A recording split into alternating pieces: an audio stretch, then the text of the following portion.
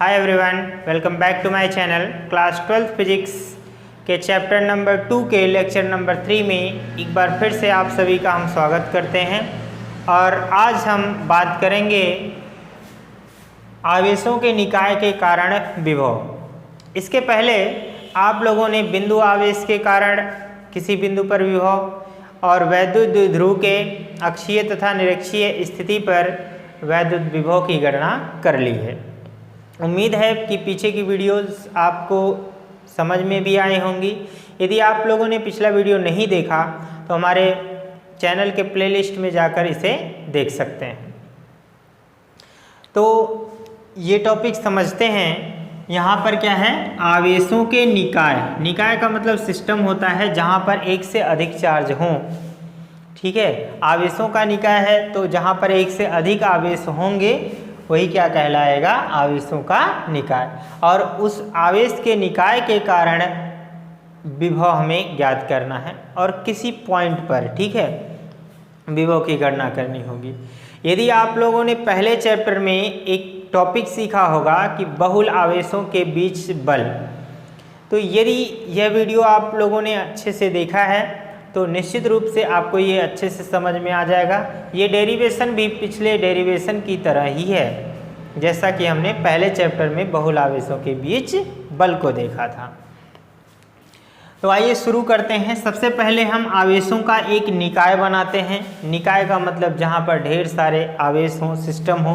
तो यहाँ पर हम सबसे पहले यहाँ पर कुछ आवेश ले रहे हैं। सपोज ये मान लीजिए एक चार्ज है, एक आवेश यहाँ पर है। आवेश किसी भी तरीके से आप ले सकते हैं, कोई प्रॉब्लम नहीं है। और एक आवेश मान लेते हैं हमारे पास यहाँ पर है, एक आवेश यहाँ पर है। हमने इस तरह से कुछ आवेश ले लिए। अब मान लेते हैं कि इस आवेश का मान है Q1 और सपोज ये हमारा Q2 है। इसी तरह से ये Q3 है और ये मान लेते हैं Q4 है। इसी तरह से बहुत सारे आवेश होंगे और इस लास्ट वाले को हम मान ले रहे हैं Qn, Q5, 6, 7, इसी तरह से बढ़ता रहेगा। अब इन आवेशों के निकाय के कारण किसी एक बिंदु पर हम क्या करना चाहते हैं, वैद्युत विभव निकालना चाह रहे हैं। विभव कहें या फिर वैद्युत विभव, बात एक ही है। अब मान लेते हैं कि हमारे पास यहाँ पर एक पॉइंट चार्ज है बिंदु, ठीक है, पॉइंट चार्ज है बिंदु P पर, ठीक है। आप जानते हैं कि जहाँ पर हमें गणना करनी होती है विभव की या फिर वैद्युत क्षेत्र की, तो वहाँ पर हम एक टेस्ट चार्ज लेते हैं +Q0। तो यहाँ पर इसकी एक कल्पना कर लेंगे +Q0 की। तो यहाँ से देखेंगे, मान लेते हैं कि इस P बिंदु की इस Q1 से जो दूरी है वो R है और इसे रिप्रेजेंट करने के लिए हम यहाँ पर 1 और P के बीच की दूरी है, इसलिए 1P लिख लेंगे। और इसी तरह से ये जो दूरी है इसे हम लिख ले रहे हैं R2P लिख ले रहे हैं और इसे हम लिख ले रहे हैं R3P हो जाएगा। और इस तरह से ये हो जाएगा हमारा R4P हो जाएगा और इसी तरह से ये भी हमारा हो जाएगा RNP। जो भी नंबर होगा हम यहाँ पर लिख देंगे, ठीक है। अब मान लेते हैं कि इस Q1 के कारण इस P बिंदु पर जो विभव है वो V1 है, इसी तरह से ये V2 है और यहाँ पर भी ये मान ले रहे हैं V3 है, ये V4 है और यहाँ पर ये हमारा क्या हो जाएगा, Vn हो जाएगा, ठीक है। और भी चार्ज हम ले सकते हैं, कोई प्रॉब्लम नहीं है। अब ये आवेश का बिखराव भी किसी भी तरीके से हो सकता है, इसे भी आपको समझ लेना है, ठीक है। देखिए, विभव में और वैद्युत क्षेत्र में फर्क सिर्फ इतना है कि वैद्युत क्षेत्र क्या था, एक सदिश राशि थी और वैद्युत जो विभव है वह एक अदिश राशि है। देखिए, सदिश राशियों का जो जोड़ घटाना होता है वो हम साधारणतः नहीं जोड़ पाते हैं, ठीक है। उसे जोड़ने के लिए हमें एकांक एकांक वेक्टर भी लिखना पड़ता है, उसकी दिशा भी का भी ध्यान रखना पड़ता है, पर यहाँ पर ऐसा कुछ नहीं है क्योंकि ये अदिश राशि है। इसे हम साधारण बीजगणितीय नियम से, अंकगणित नियम से जोड़ सकते हैं। जैसे 2 3 हम जोड़ते हैं तो 5 सीधे सीधे जोड़ लेते हैं, इसी तरह से इसे भी जोड़ लेना है, ठीक है। तो सबसे पहले यहाँ पर हम शुरू करेंगे। यहाँ पर आप लिख सकते हैं कि चूंकि हम जानते हैं, चूंकि किसी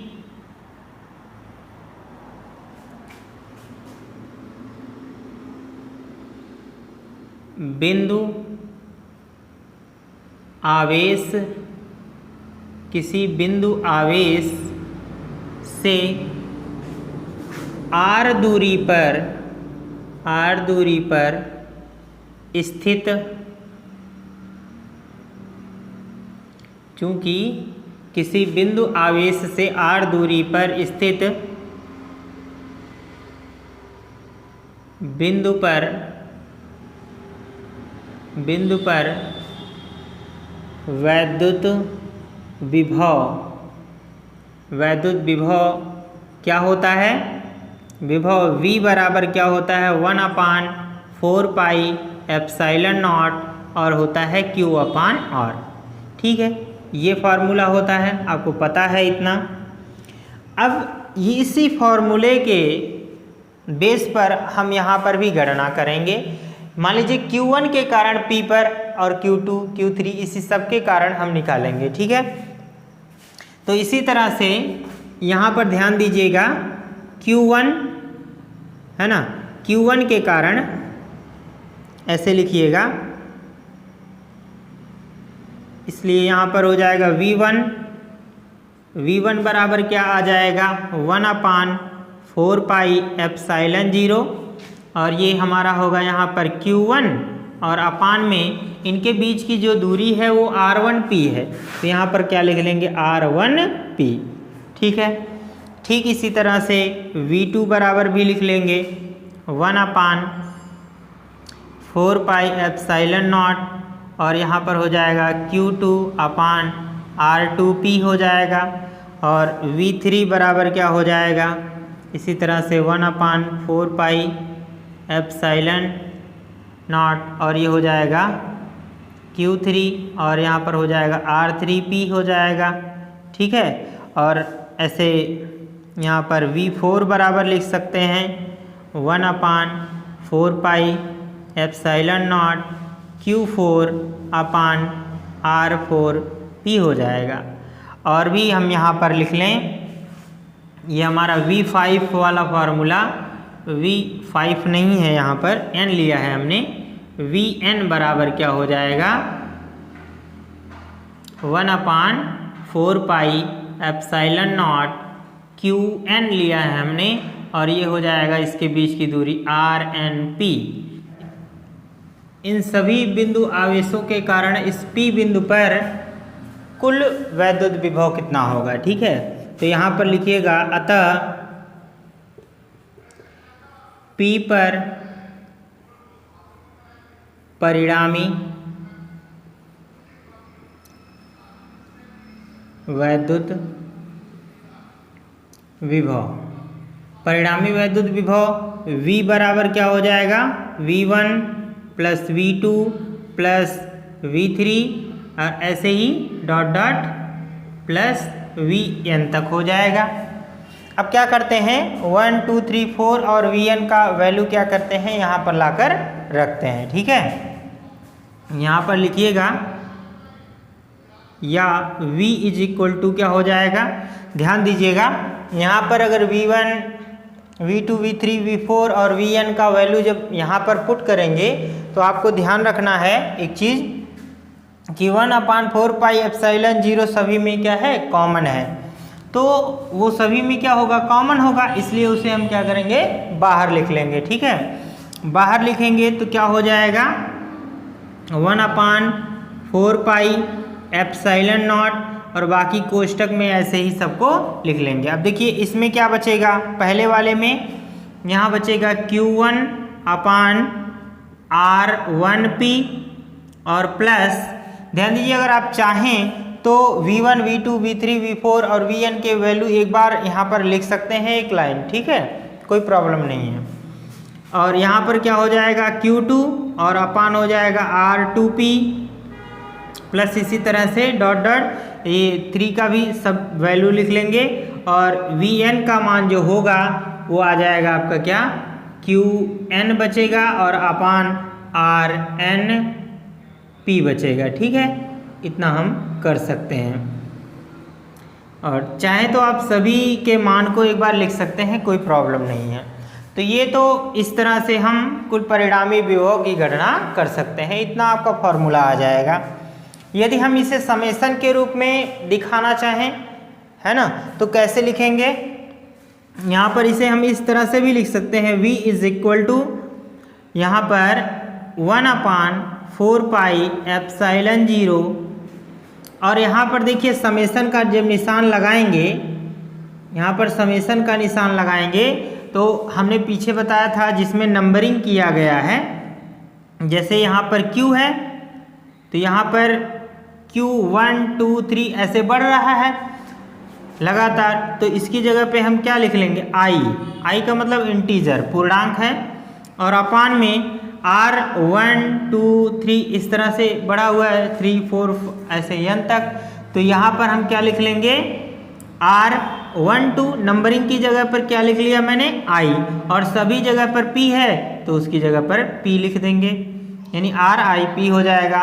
अब जो I यहाँ पर लिखे हैं इसे यहाँ पर रिप्रेजेंट करेंगे, I इज इक्वल टू क्या हो जाएगा, I क्या है 1 के बराबर है, I इज इक्वल टू क्या है 1 के बराबर लिखा गया है, कहाँ से लेकर 1 से लेकर कहाँ तक n तक, ठीक है, जहाँ तक लिखेंगे लास्ट वाला नंबर, अगर लास्ट वाला नंबर n है तो n यहाँ रिप्रेजेंट कर देंगे, यदि यहाँ पर 3 4 5 नंबर तक होता तो हम यहाँ पर ये चीज़ लिख सकते थे, ठीक है। तो इतना आप डेरिवेशन कर सकते थे, काफ़ी आसान है और इस तरह का डेरिवेशन हम पिछले चैप्टर में भी, फर्स्ट चैप्टर में भी कर चुके हैं।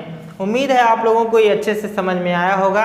आप इसका एक स्क्रीनशॉट लीजिए, फिर हम अगला टॉपिक है समविभव पृष्ठ, इक्विपोटेंशियल सरफेस। ये काफ़ी इम्पोर्टेंट और आसान सा टॉपिक है समविभव पृष्ठ। देखिए इसके शब्दों में ही छिपा हुआ है इसकी परिभाषा। सम का मतलब होता है समान और विभव का मतलब विभव ही है, पृष्ठ का मतलब तल, ठीक है, यानी ऐसी सतह या ऐसा पृष्ठ जिसके प्रत्येक बिंदु पर विभव क्या हो, समान हो, उसे हम क्या कहते हैं, समविभव पृष्ठ। तो सबसे पहले इसकी परिभाषा लिखते हैं, यहाँ पर परिभाषा लिखेंगे, ऐसा पृष्ठ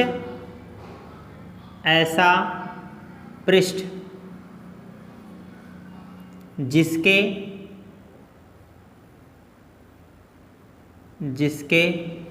प्रत्येक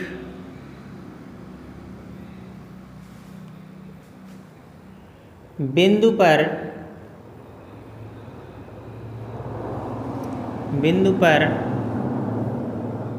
वैद्युत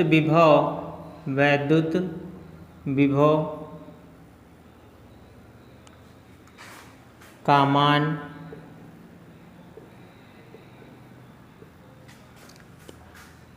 समान होता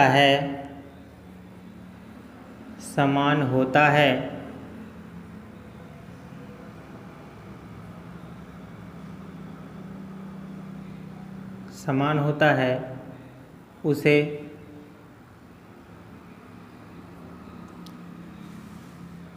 समविभव पृष्ठ कहते हैं। समविभव पृष्ठ कहते हैं। ये तो हो जाएगी इसकी परिभाषा। आइए इसे समझते हैं कि समविभव पृष्ठ कहेंगे किसे। जैसा कि हम जानते हैं कि कहीं पर भी यदि कोई चार्ज स्थित है, मान लीजिए हमारे पास यहाँ पर कोई चार्ज है, तो हम जानते हैं कि इसके मान लीजिए प्लस चार्ज है तो इसके बाहर बल रेखाएं निकलेंगी और अगर माइनस होगा तो इसके अंदर क्या होंगी, बल रेखाएं अंदर की ओर आएंगी। तो मान लेते हैं कि यहाँ से बल रेखाएं इस तरह से गुजर रही हैं, इधर से और इधर से भी, इस तरह से चारों दिशाओं में क्या होगा, बल रेखाएं गुजरेंगी इस तरह से।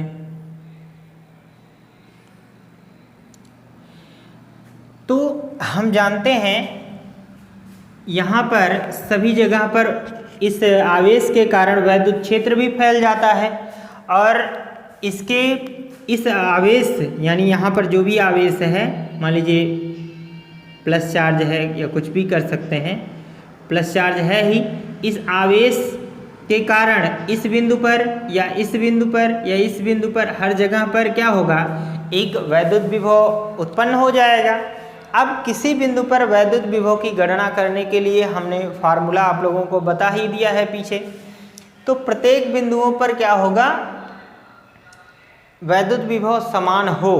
यदि ऐसे पृष्ठ मान लीजिए इस बिंदु पर समान है और इसी तरह से एक ऐसा पृष्ठ बनाएं जिसके सभी बिंदुओं पर वैद्युत विभव का मान समान होगा, उसे समविभव पृष्ठ कहा जाएगा।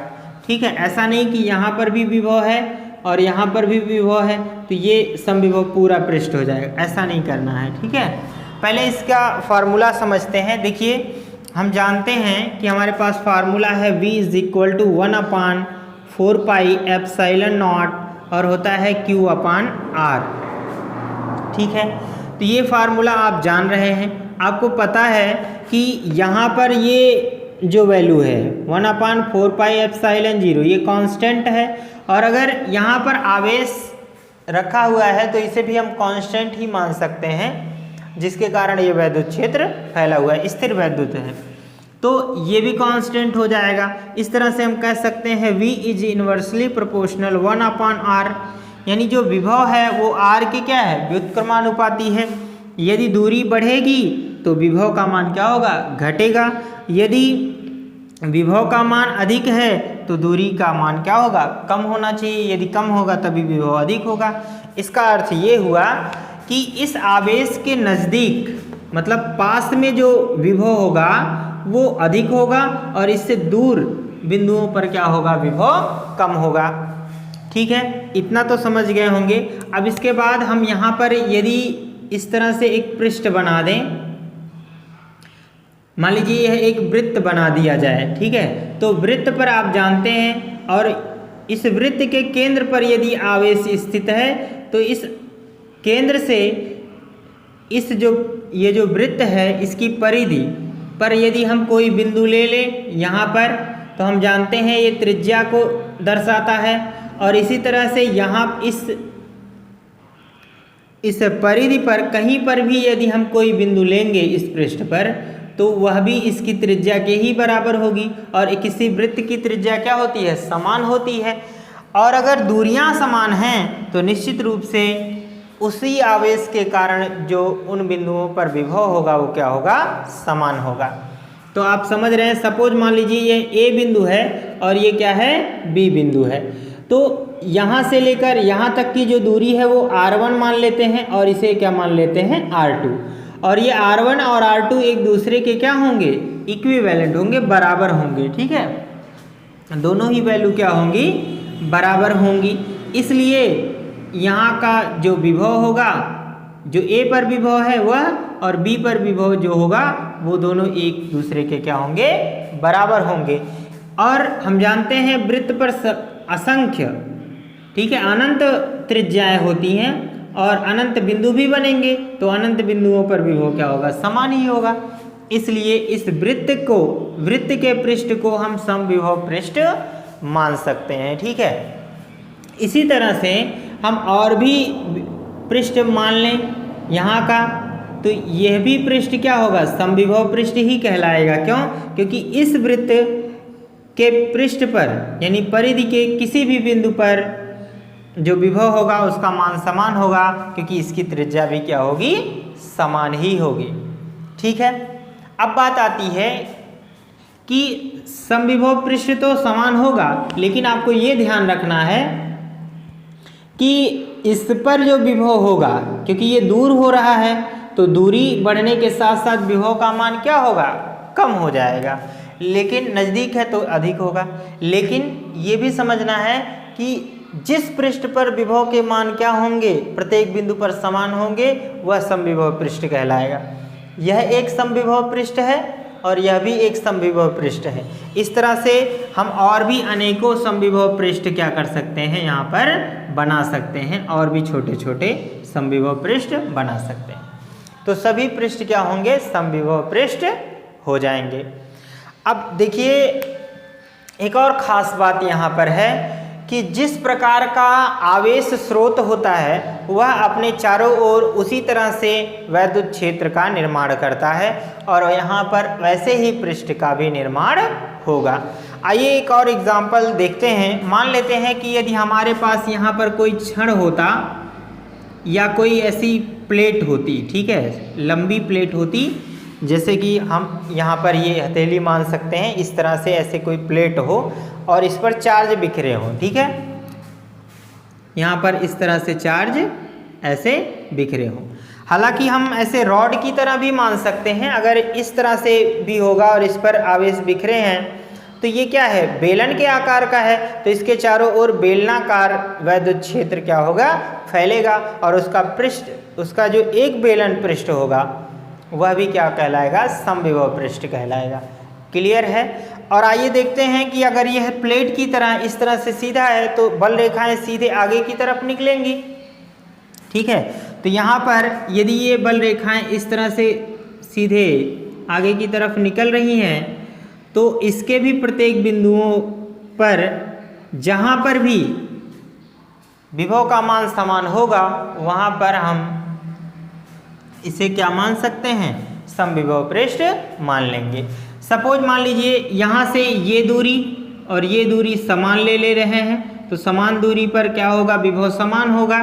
यदि यह समान रूप से आवेशित है तो, अगर समान रूप से आवेशित नहीं रहेगा तो विभव का मान भी बदल जाएगा, ठीक है। और इस तरह से हम यहाँ पर एक पृष्ठ का निर्माण कर सकते हैं।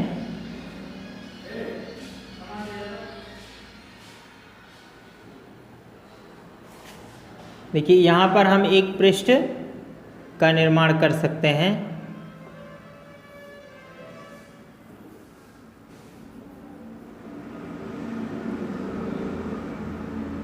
इस तरह से, तो यहाँ पर जो विभव होगा, सपोज मान लीजिए यह भी एक समविभव पृष्ठ होगा यदि इसके प्रत्येक बिंदु पर विभव समान होंगे। इससे कुछ दूरी पर ले लें तो यह भी एक समविभव पृष्ठ बन सकता है।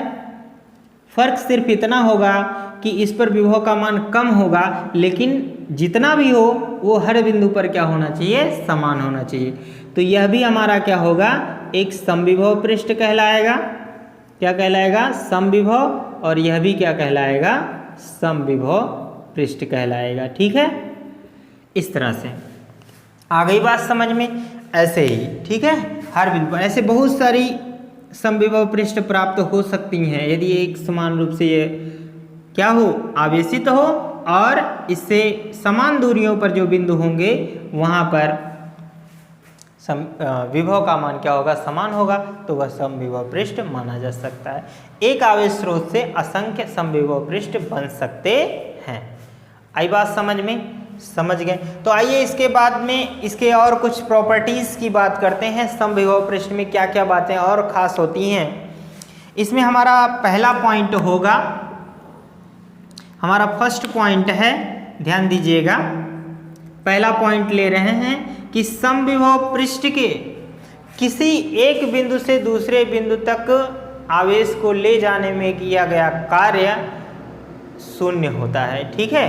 कैसे, देखिए समविभव पृष्ठ के, मान लीजिए यहाँ पर ए बिंदु है, यहाँ से इस कोई आवेश ए बिंदु से ले जाकर हम बी तक ले जा रहे हैं, तो यहाँ से यहाँ तक ले जाने में जो कार्य किया जाएगा उसका मान क्या होगा, शून्य होगा। कैसे होगा इसे समझते हैं, ठीक है। सबसे पहले इसे लिख भी लेते हैं। समविभव पृष्ठ पर, समविभव पृष्ठ पर किसी आवेश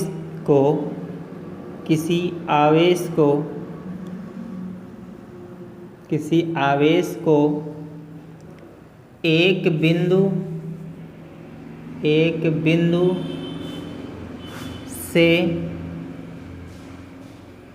बिंदु से दूसरे बिंदु तक ले जाने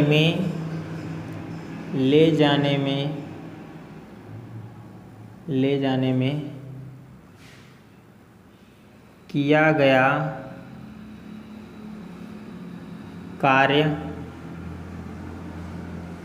शून्य होता है। ठीक है, देखिए ये पॉइंट सिर्फ आपको याद रखना है, ज़्यादा इसमें डिस्कस नहीं करना। फिर भी हम इसे आपको प्रूफ करके दिखा रहे हैं। ठीक है, कैसे? देखिए ए पर विभव VA बराबर क्या हो जाएगा? ठीक है, VA बराबर क्या होगा? 1/4 पाई एप्सिलॉन 0। और यहाँ पर मान लीजिए कोई टेस्ट चार्ज है, कोई भी आवेश होगा, Q अपान क्या मानेंगे? R1 मानेंगे। ठीक है, अब यहाँ पर देखो R1 और R2 दोनों आपस में क्या होंगे? बराबर होंगे। तो ये हो गया। और यहाँ पर VB पर क्या होगा विभव? 1/4 पाई एप्सिलॉन 0। वैसे त्रिज्या बराबर है तो केवल R ही लिख सकते हैं, कोई दिक्कत नहीं है, ऐसे ही लिख दीजिए। ठीक, और यहाँ पर Q अपान क्या हो जाएगा? R। तो दोनों बिंदुओं पर ये विभव हुआ। अब हम जानते हैं कि फॉर्मूला होता है हमारे पास कुल विभव। V बराबर क्या हो जाएगा? V बराबर होगा, ऐसे लिखिए, विभवांतर VA माइनस VB बराबर क्या होता है? WAB, यानी वर्क A से B तक ले जाने में, और अपान क्या हो जाएगा? Q0। तो इस कंडीशन में क्या होगा? देखिए जब VA बराबर है किसके? VB के। यहाँ पर लिखना, देखिए VA बराबर है VB के, तो यहाँ से ये क्या हो जाएगा? शून्य हो जाएगा, बराबर ये हो जाएगा WAB, और अपान क्या हो जाएगा? Q0। यहाँ पर लिख लेना, चूंकि VA बराबर है किसके? VB के, यहाँ से। ठीक है, तो ये 0 हो जाएगा। अब इस पॉइंट को भी ध्यान रखिएगा थोड़ी देर के लिए। और अगर यहाँ पर देखिए Q0 का यहाँ पर मल्टीप्लाई कर दें तो WAB इज इक्वल टू क्या हो जाएगा? 0। तो इस तरह से किया गया कार्य क्या हो जाएगा? शून्य हो जाएगा, समविभव पृष्ठ के किसी एक बिंदु से दूसरे बिंदु तक ले जाने में। आ गई बात समझ में? प्रूफ हो गया। इसके बाद हम एक अगला पॉइंट भी ले रहे हैं। देखिए इसी पॉइंट को और हम डिराइव करें। देखिए ये वर्क है, वर्क 0 हो रहा है यहाँ पर। और अगर इस पॉइंट को पूरा हम देखें तो WAB अपान Q0 ये क्या है? विभवांतर को रिप्रेजेंट कर रहा है। आपको पता है ये विभवांतर को प्रदर्शित कर रहा है। अब ये विभवांतर भी क्या हो रहा है? 0 हो रहा है। तो हम अगला पॉइंट भी यहाँ पर ये लिख सकते हैं कि यहाँ पर हमारा अगला जो पॉइंट होगा वो इस तरह से भी हो जाएगा कि समविभव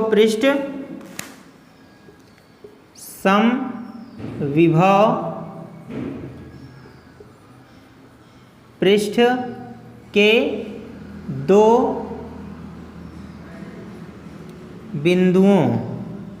बिंदुओं के मध्य विभवांतर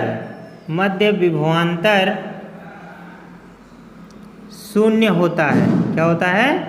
शून्य होता है।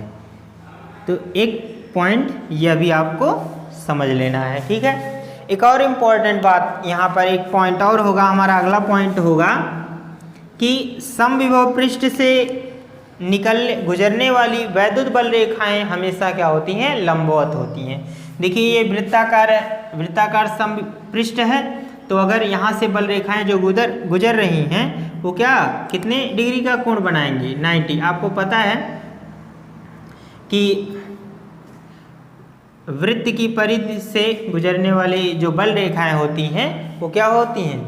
90 डिग्री का कोण बनाती है। यहाँ पर भी देख लीजिए ये पृष्ठ है इस तरह से है और ये गुजरने वाली बल रेखाएं इधर हैं। तो पृष्ठ देखिए, पृष्ठ हमारा कैसे है? इधर है।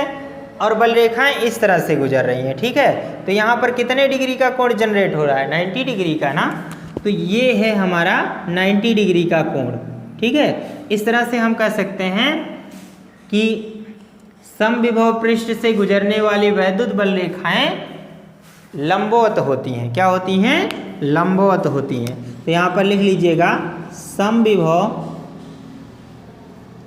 समविभव पृष्ठ से गुजरने वाली वैद्युत बल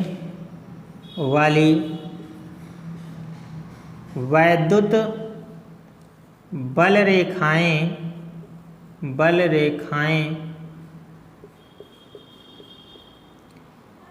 लंबवत होती हैं। ठीक है डियर स्टूडेंट, काफ़ी इम्पॉर्टेंट पॉइंट था, ठीक है, और काफ़ी आसान भी है। आप इसे समझ गए होंगे। यदि कोई डाउट है तो कमेंट सेक्शन में ज़रूर लिखिएगा, ठीक है। आप इसका स्क्रीनशॉट लीजिए, फिर हम आगे कंटिन्यू करते हैं।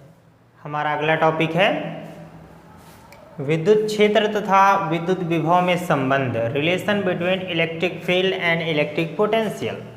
काफ़ी इम्पॉर्टेंट टॉपिक है ये, बहुत ही इम्पॉर्टेंट है। आप लोग आज से ही इसे ध्यान में रखिएगा, ये बहुत बार एग्ज़ाम में पूछा गया है। वेरी इम्पॉर्टेंट टॉपिक है, ठीक है। ये एग्ज़ाम में कई बार पूछा जाता है कि वैद्युत क्षेत्र तथा वैद्युत विभव में संबंध बताइए या संबंध ज्ञात कीजिए। तो इसे कैसे ज्ञात करेंगे? आपको इसे समझने के लिए सबसे पहले आपको समविभव पृष्ठ अवश्य ही समझ लेना चाहिए, क्योंकि पीछे अभी हमने बताया है, ठीक है। तो समविभव पृष्ठ यहाँ पर मान लेंगे, दो समविभव पृष्ठ लेंगे। यहाँ पर एक समविभव पृष्ठ यहाँ पर है, सपोज मान लेते हैं यह एक पृष्ठ है, इस तरह से। थोड़ा सा इसे और सुधार कर ले रहे हैं, इस तरह से। और एक समविभव पृष्ठ इससे कुछ दूरी पर और भी है,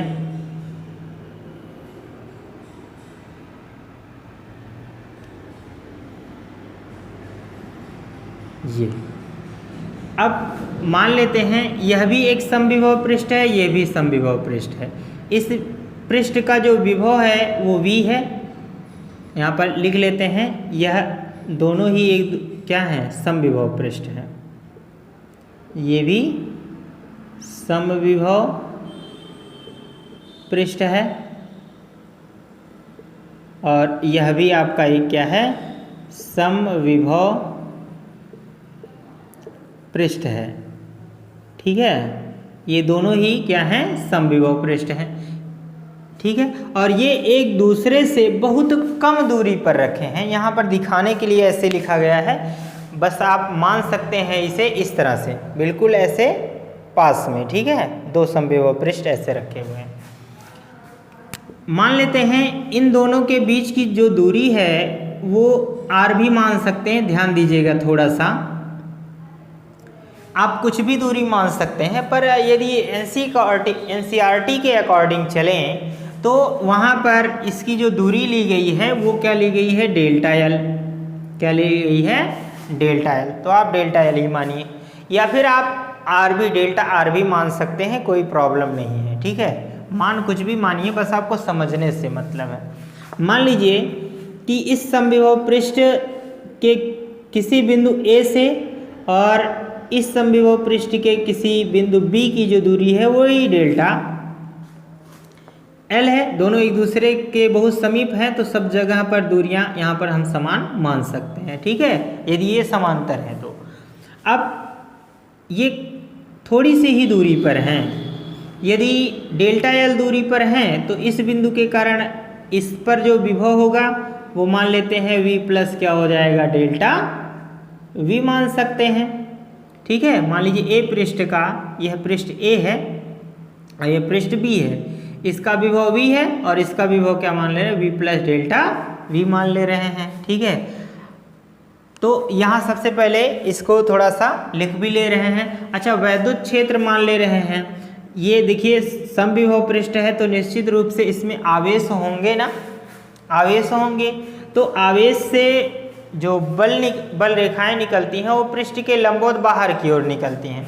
अब यहाँ पर हम मान ले रहे हैं कि यदि इस पर विद्युत क्षेत्र की जो दिशा है वो इस दिशा में है, ऊपर की ओर। सपोज मान लीजिए यहाँ से ऊपर की ओर है, ठीक है, ऊपर की ओर है।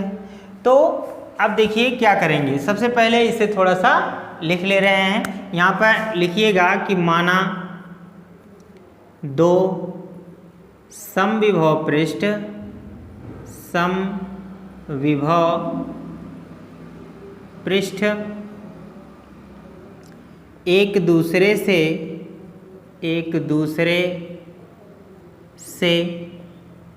अल्प दूरी डेल्टा एल पर स्थित हैं,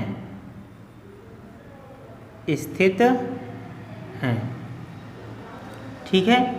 अब मान लीजिए कि यहाँ से किसी आवेश को यहाँ से यहाँ तक ले जाना है, ठीक है। मान लीजिए कोई यहाँ पर प्लस Q0 चार्ज है, इसे हम यहाँ से यहाँ तक ले जाएं, ठीक है। तथा यहाँ पर लिखें बिंदु आवेश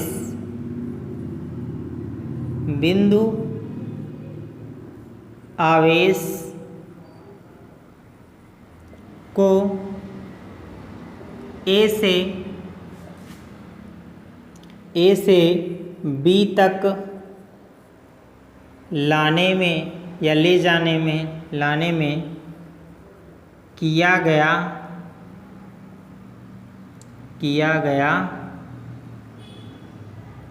कार्य। देखिए दूरी बहुत कम है इसलिए कार्य भी क्या होगा, बहुत कम होगा, थोड़ा सा होगा। तो इसे हम मान ले रहे हैं कि डेल्टा W, वर्क भी क्या हो जाए, स्मॉल हो जाएगा, डेल्टा W मान सकते हैं, ठीक है। यस नहीं है, ध्यान दीजिएगा, डेल्टा W है। तो हम जानते हैं कि कार्य बराबर क्या होता है, पहले ये फॉर्मूला लिख लें कि कार्य बराबर हमें पता है, कार्य बराबर होता है बल गुणे विस्थापन। बल गुणे क्या होता है, विस्थापन। अब यहाँ पर दूरी कम है इसलिए कार्य भी क्या होगा, कम होगा। तो डेल्टा W बराबर हो जाएगा बल को F से डिनोट करेंगे और विस्थापन कितना कर रहे हैं, डेल्टा L। तो यहाँ पर क्या लिख सकते हैं, डेल्टा L लिख सकते हैं। अब चूंकि हमें पता है कि F इज इक्वल टू क्या होता है, Q0 इंटू E, ये हमें फार्मूला पता है। तो इस फार्मूले को अगर यहाँ पर इस समीकरण को 1 माने तो ये F की वैल्यू यहाँ पर लाकर रख सकते हैं। तो यहाँ पर क्या हो जाएगा, ध्यान दीजिएगा, डेल्टा W बराबर यहाँ पर क्या हो जाएगा, ये Q0 इंटू क्या हो जाएगा, E हो जाएगा, ठीक है, और इंटू क्या हो जाएगा, डेल्टा L हो जाएगा। अब यहाँ पर देखिए यदि इस मान को हम इधर ट्रांसफ़र कर दें तो क्या हो जाएगा, डेल्टा W अपान क्या हो जाएगा, Q0 और इज इक्वल टू क्या हो जाएगा, E इंटू ये क्या होगा, डेल्टा L लिख सकते हैं, ठीक। अब आप देखिए ये क्या है, कार्य बटा आवेश है, ठीक है, कार्य। और देखिए दो बिंदुओं के बीच ले जाने में किया गया कार्य तथा उस आवेश की निष्पत्ति को हम क्या कहते हैं, विभवांतर कहते हैं। तो इसको हम क्या लिख सकते हैं, V, देखिए A से B पर ले गए हैं ना, तो यहाँ पर क्या हो जाएगा, इसे हम ऐसे लिख सकते हैं, इस पद को यहाँ पर लिखिएगा, चूँकि हमें पता है कि delta W upon Q0 is equal to होता है VA माइनस VB। तो इस जगह पर हम क्या लिख सकते हैं, VA माइनस VB। तो ये हो जाएगा हमारा VA minus VB is equal to, यहाँ पर देखिए ये होगा E मल्टीप्लाई डेल्टा L, ठीक है। इतना हो गया, आ गई बात समझ में।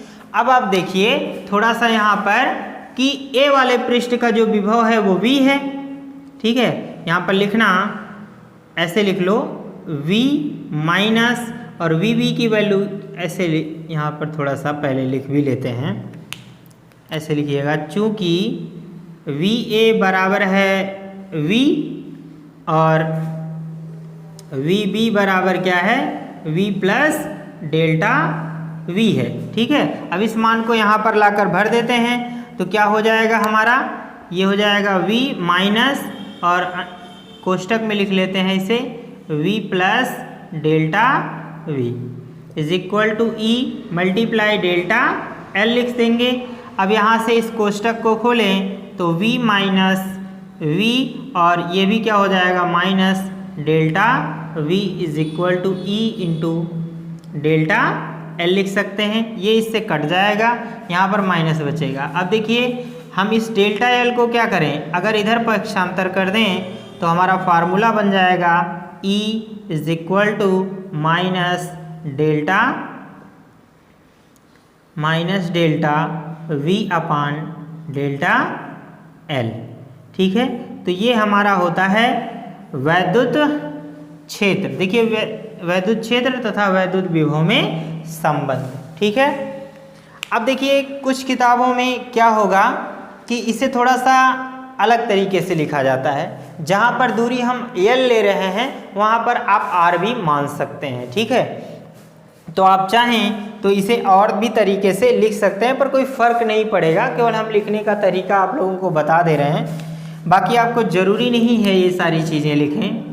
इसके बाद हमारा डायरेक्ट अगला नोट लिख लेंगे।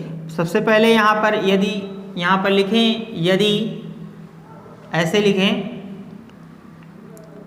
सबसे पहले ऐसे करिए। यहाँ पर इस तरह से भी लिख सकते हैं E इज इक्वल टू, जो यहाँ पर डेल्टा इस तरह से लिखा गया है वो माइनस इस तरह से भी डेल्टा लिख सकते हैं, delta V upon delta L, ऐसा भी लिख सकते हैं। और यहाँ पर लिखें कि यदि डेल्टा L बराबर क्या हो जाए डेल्टा R, तो इसे हम ऐसे भी लिख सकते हैं E is equal to minus delta V upon delta R। ऐसा कुछ और किताबों में आप लिखा हुआ देख सकते हैं, ठीक है। अब आप ध्यान रखिए कि ये सारी चीज़ें लिखना, यहाँ से लेकर ध्यान दीजिएगा, ये और ये पॉइंट्स लिखना इतना हमारे नोट्स के लिए इम्पोर्टेंट नहीं है। बस हम बता रहे हैं कि अगर कहीं आपको इस तरह से कोई बताए तो कंफ्यूज नहीं होइएगा। ये सारी भी चीज़ें सही हैं, बिल्कुल सही हैं। अब आप एक चीज़ और समझ लीजिए कि यहाँ पर इसके बीच में जो संबंध हुआ, यहाँ पर माइनस का निशान, देखिए दूरी बढ़ेगी। देखिए यहाँ पर यदि वैद्युत क्षेत्र की दिशा में जाएं, ये भी अंश में है, ये भी अंश में है, ठीक।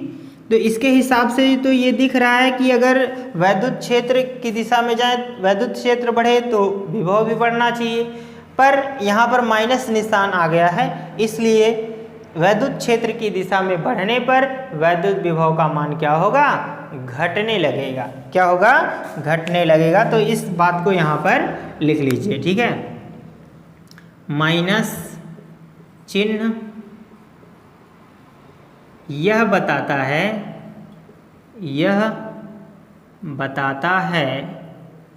कि वैद्युत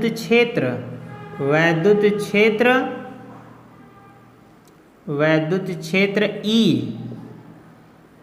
की दिशा में जाने पर या आगे बढ़ने पर वैद्युत विभव